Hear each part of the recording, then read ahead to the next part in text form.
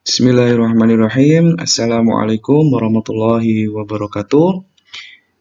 Selamat pagi anak-anak. Pada kesempatan kali ini kita akan belajar materi bahasa Indonesia. Sebelum kita mulai pembelajaran di awal kegiatan ini, terlebih dahulu nanti akan saya sampaikan kontrak belajar yang harus kita sepakati bersama. Baik, apa saja yang harus kita sepakati nanti? Nah, sebelumnya boleh kita kenalan singkat dulu. Sudah kenal semua? Saya Pak Anas, nama lengkapnya Pak Anas Karis Warudin. Kalian bisa berkenalan lebih jauh nanti ketika kita bisa bertatap muka. Tapi ketika ada yang mau ditanyakan secara virtual, silahkan bisa menghubungi lewat WhatsApp, kemudian bisa lewat Facebook, bisa lewat Instagram, bisa lewat Twitter, ataupun nanti kalian bisa ikuti channel YouTube Pak Anas yang nanti materi-materi juga akan dibagikan di sana. Baik, kita lanjut untuk yang berikutnya terkait dengan tata tertib selama KBM secara daring, pembelajaran secara daring. Yang sudah disampaikan oleh pihak madrasah, silakan kalian taati terkait dengan profil WA, profil WhatsApp, kemudian nama dan foto silakan diganti sesuai dengan nama kalian dan foto kalian masing-masing ya. Kemudian yang kedua, silakan hadir tepat waktu atau 10 menit sebelum pembelajaran dimulai secara virtual. Yang kedua, kalian silakan gabung dengan grup WhatsApp. Alhamdulillah kalian sudah gabung semua di grup WhatsApp Bahasa Indonesia kelas 8C maupun 8D.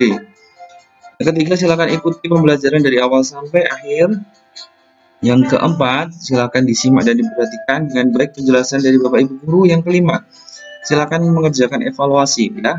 Wajib. Jadi silakan kalian ikuti atau kerjakan evaluasi jika memang Bapak Ibu Guru memberikan evaluasi. Yang berikutnya, yang nomor 6 terkait dengan tata tertib adalah silakan kalian izin jika tidak bisa mengikuti baik ke wali kelas maupun ke guru mata pelajaran.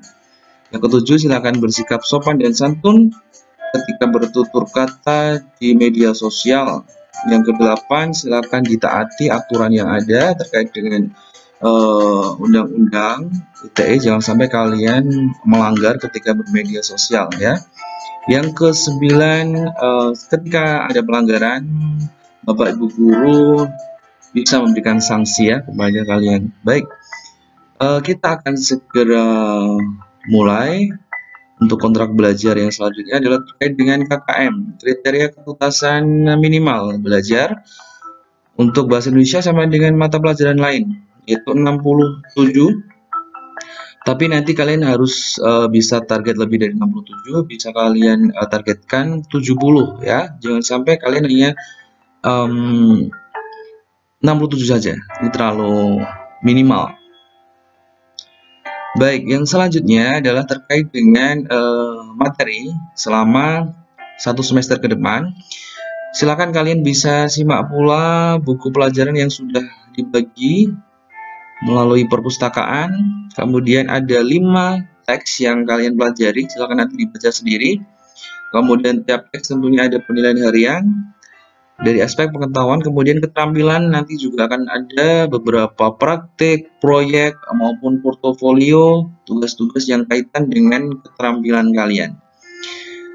Nah, itu materi selama 1 semester ke depan. Yang selanjutnya, nah, kita akan belajar tentang berita. Tapi terlebih dahulu ada sebuah kalimat bijak dari Imam Syafi'i, yaitu jadikan akhirat di hatimu, dunia di tanganmu, dan kematian di pelupuk matamu. Kalian fokus di kalimat yang kedua, dunia di tanganmu. Kenapa bisa seperti itu? Kalian bisa menggenggam dunia dengan cara kalian mencermati, memahami peristiwa yang terjadi, memahami informasi yang terjadi setiap saat dengan kalian menyimak berita.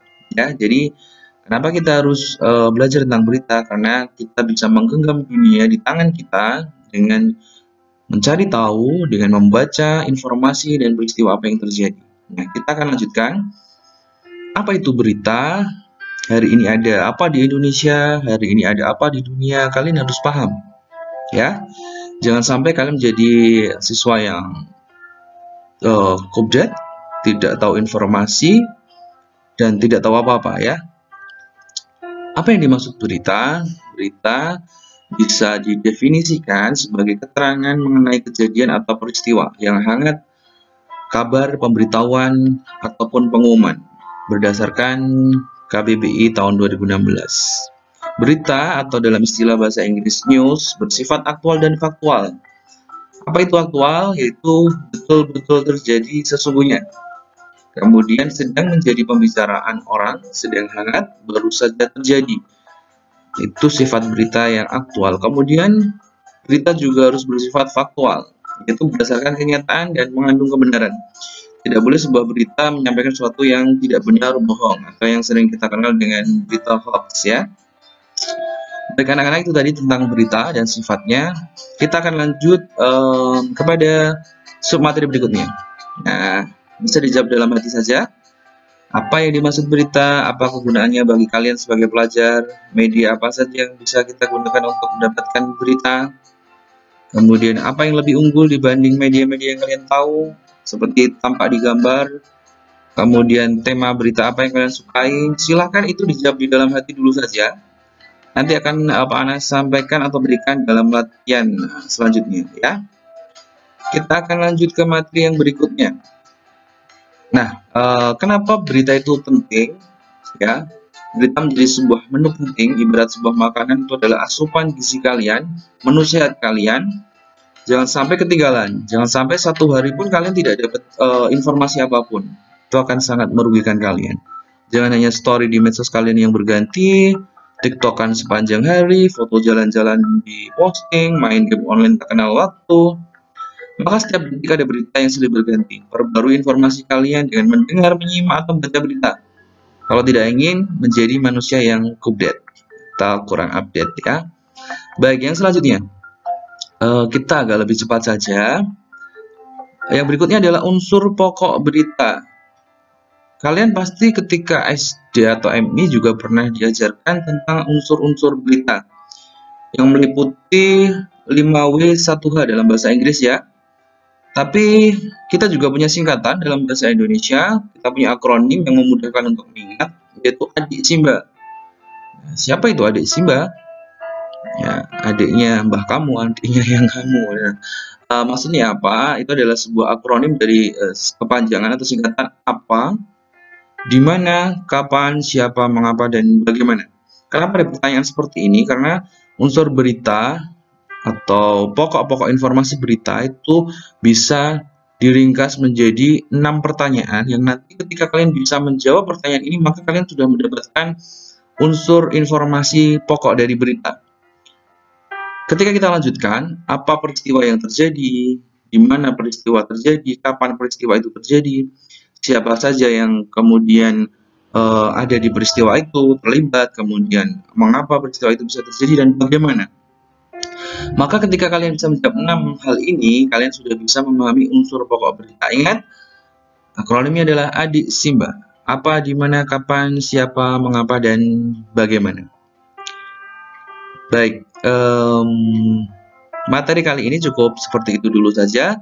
Kalian bisa mendownload videonya, kalian juga akan saya bagikan dalam bentuk PowerPoint ketika kalian kesulitan mengakses video. Dan satu pesan terakhir adalah jangan mengeluh, jadilah tangguh. Dan tidaklah seorang dianugerahkan oleh Allah Subhanahu wa Ta'ala pemberian yang lebih baik dan lebih luas keutamannya daripada sifat sabar. Hadis riwayat Muslim Bukhari. Baik, terima kasih kalian telah menyimak video dari Pak Anas. Sampai ketemu lagi di kesempatan yang berbeda. Tetap semangat. Setelah ini akan saya bagikan materi dalam bentuk PowerPoint.